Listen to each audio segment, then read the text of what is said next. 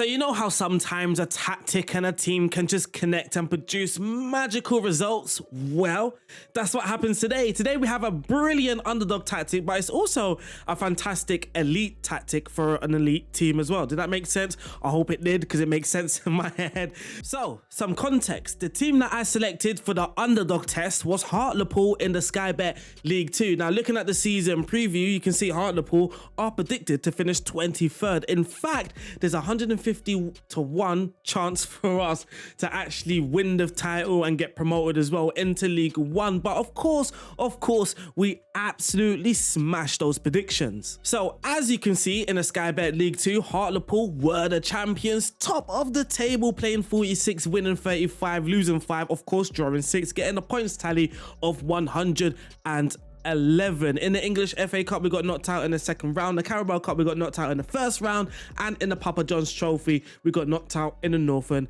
section. Now, this is realistically one reason why some of these tests go really well, is because I get knocked out of the cup competitions pretty early, and that kind of saves some fresh legs for the league games as well, and that helps us get better results in the league. It doesn't always work out like that, and sometimes we also do well in the cup competitions, but a team like Hartlepool fighting for safety, there was no point in me trying to progress in the FA Cup and the Carabao Cup because it's just pointless. So I did rotate the sides for those cup competitions. In the Sky Bet League 2, we scored the most goals, but that's really about it. We had the most shots for the fewest shots against. We come in 4th, which is really good for a team that is predicted to finish bottom, nearly basically, to get relegated. That is really good. For most possession, again in 6th place, so we are seeing majority of the ball, 52% on average. But for clean sheets, we don't see our team there, and for the fewest conceded, actually we are in 4th place. For the next test, I decided to fly all the way to Brazil. There's kind of a reason why I've used Vasco in Serie B, so the 2nd division in Brazil, is because I'm currently, of course, a scout. So I went into one of the players that I am very interested in, obviously not for the club that I'm working at, but I've just managed to see him. I've come across him, is Marlon Gomez. I really hope this guy can progress and develop, move into Europe in real life and be really good in real life. But this is the main reason why I picked Vasco, if anybody wants to know why I picked this random Brazilian team. But again, we did win the league, the average rating as well, really good. We've got the striker there, and we also got the central defender who managed to score 11 goals in 30 games. So shout out to the set pieces. The set pieces, of course, are downloaded. But in Brazil, there's also this Rio State thing. I don't know, this a league before the league sort of thing. I don't actually know what's going on in Brazil. But you can see we've done really well there. We got into the semi-final, eventually losing to Fluminense, who finished 4th in the top division. So that is no embarrassment. In the Brazilian Cup, we got knocked out again. That is me. Heavy rotation, and you can see as well in the leagues plenty of greens. But now let's look at the team that I really want to sell you guys, and I think that you guys should check them out. And that team is Boca Juniors. Another weird league, because we've actually finished the season, but we've played odd amount of games. Again, it's something that just, it confuses my head being European and in the Premier League where every season is 38 games, and you come here and you see 27 games in the league title, in the league table. It just feels so weird. I'm calling them Wonderkids. They're not actually labeled Wonderkids in Football Manager, but I like to call good youth with very good potential Wonderkids. So we've got Valentin Barco, who is a left back, a very decent left back, but as you can see, he is only 18 years of age. Fantastic left back. We've got you know what, I'm not going to pronounce the first name. We're just going to go with the second name, Fernandez. Fernandez, essential midfielder. He played 52 games for us, getting 11 assists. Another very decent central midfielder. You can see his value as well. If we choose to sell him, we can get a lot of money for him. Christian Medina, another one. I believe he starts at the age of 19 at the beginning of the game. Look, he's just fantastic. He's a fantastic player. And obviously, it's all relative. You've got to remember that we are in the Argentinian league. We're not in the Premier League. So these youngsters are not going to be great at absolutely everything, but they are great for the league that they're in. So we've also got Luca Langoni, who admittedly didn't play many games for us. You will see why. It's mainly to do with the formation rather than the player. We also got Alan Varela as well, another 21-year-old. I believe he starts as at 20, I believe so. We've got Augustin Sanchez, a centre-back that can also play left-back, very good defensively, but he's also got some crossing there as well. So he can play left-back and he can play centre-back. And looking at the youth team as well, you can see here Gabriel Vega ready to come through, Leonardo Bray, the goalkeeper, Nicholas Valentini is ready to come through as well. So this is a team that I would advise many of you to be, and the formation as well is perfectly suited for them. So this is the tactic here. It's called Boca Diamond.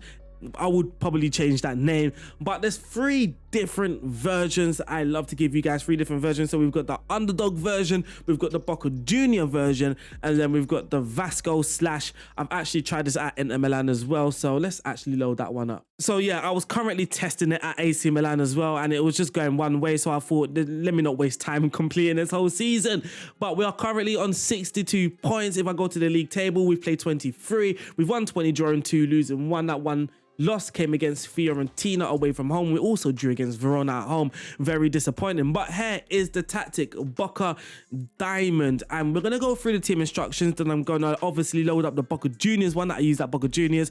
And then the underdog one that I used at Hartlepool. They're all slightly different. So here is I would say the Inter Milan one, the elite version, of course. If you're an elite team like Inter Milan, like a Liverpool, then probably this is the version that you would go with. So balanced mentality, attacking whip set to fairly wide, which is kind of random considering we've got a narrow shape and it operating fairly wide doesn't really complement it, but then you will notice that your central midfielders will move into the wider areas and help up with the wider build up. The approach play, focus play through the middle. This is where we want to attack tensely, not necessarily build up like the attacking width, but we want to attack through that central area. Now that will complement this narrow shape. And then we have play out from the back. The passing directness is on shorter and the tempo is on slightly higher. Now what you will notice as well when we're going through some of the player instructions, especially the set pieces, that they're actually very similar to my previous video that I just uploaded, because it's plug and play, and I think these are the go-to plug and play instructions as well. Some of them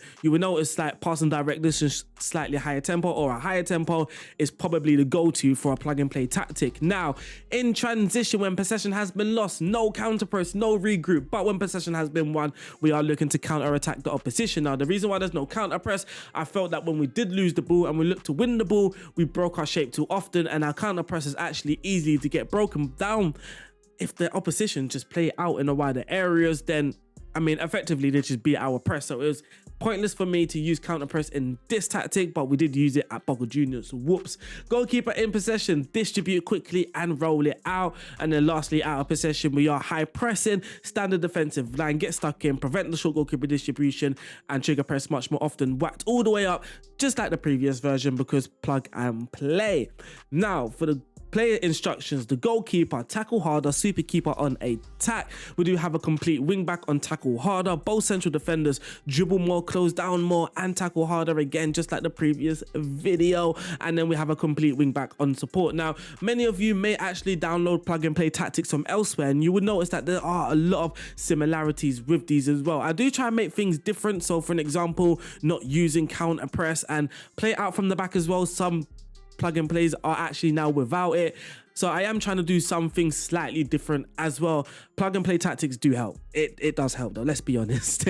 Now moving into central midfield, we are using a box-to-box midfielder on support, taking more risks, dribbling more, but also attacking harder. And Mazzala on the left hand side, the exact same thing, tackle harder, dribble more, and take more risks. And then we have an attacking midfielder at the top of the diamond, tackling harder. Lastly, up top, a pressing forward, a deep line forward on attack on the right hand side, and then on the left hand side we have an advanced forward on attack. If you're not following me on Twitter, I suggest you do. Also make sure you have liked this video and also subscribe to the channel. All of that is going to help. But you can see, where is this? March the 13th, we have actually, this is where I started to create the tactic. You can see how it started, the Boca Junior version, but I also wanted to show you this sort of stuff. This is our midfield here, and we're just nearly all in high non-penalty expected goals and high quality creating from open play. So we are creating a lot of chances, especially the midfielders. Defensively, you can see here as well, the shots against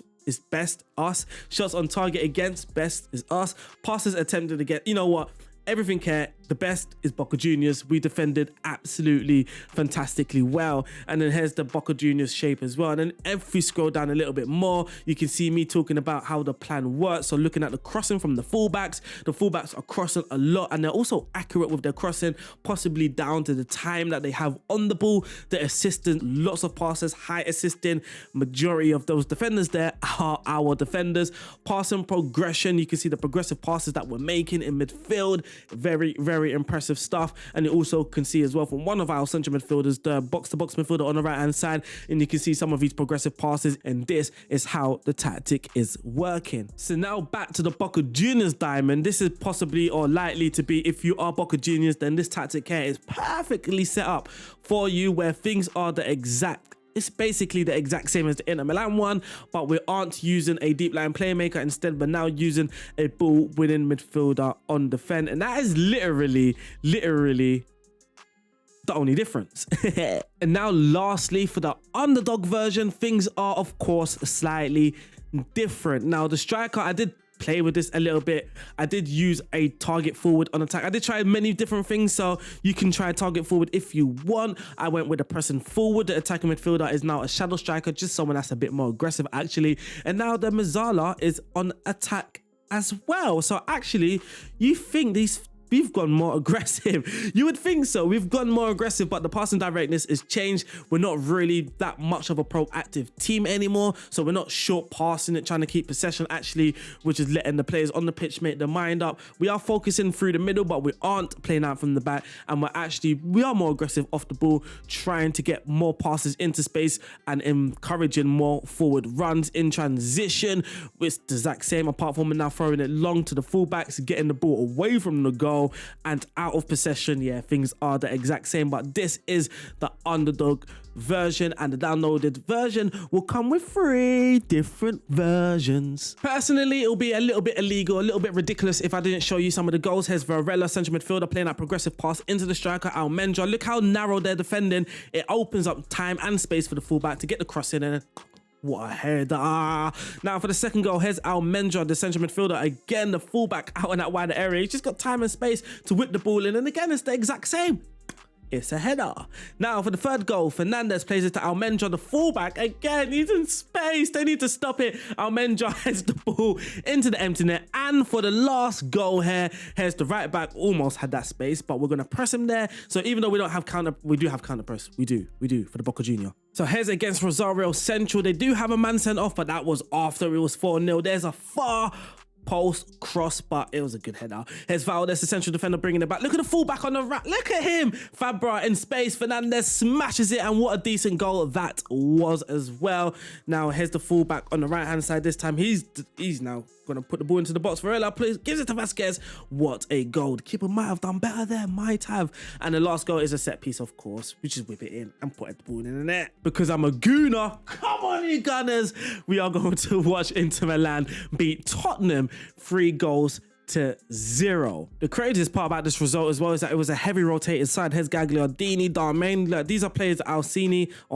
These are players that you wouldn't see in the very best Inter Milan side, but here we are playing through that central area. Look how dangerous it is. Here's Correa, plays it back to DeMarco, free in space, but he's got the technical ability to put the ball in the net. DeMarco, free out. Look, he beats his fullback or his defender 1v1, puts the ball in, and then Dzeko. This is, again, you can see how important it is actually to have a big striker in the box. Here's Mkhitaryan, puts the ball in, and there is Dzeko. My football manager just had a crash dump, so unfortunately that is the end of today's video. I hope you guys have enjoyed that. Don't forget, if you are new, make sure you're subscribed, like this video. That's all going to help. But I will see you guys soon. Stay safe, peace out, and God bless. Moment of seriousness, I do want to do other content, and one thing that I really want to do as well is rate your tactics. I've got a lot of tactics. Keep those tactics coming in. I will leave the email in the description below, but what I want actually is for you guys to send me your saves rather than just the tactic, just so we can look at the things like the data hub and some of the goals that you've conceded, things like that. I can actually go a little bit more into detail rather than just looking at the tactic on the screen, because that way it's still difficult to see what's wrong. So send me your actual save files, and for those videos as well, I would really need your guys' support if I'm able to do these videos. Hopefully you guys are entertained as well. So I just thought I would get that out there. I thought I would get that out there.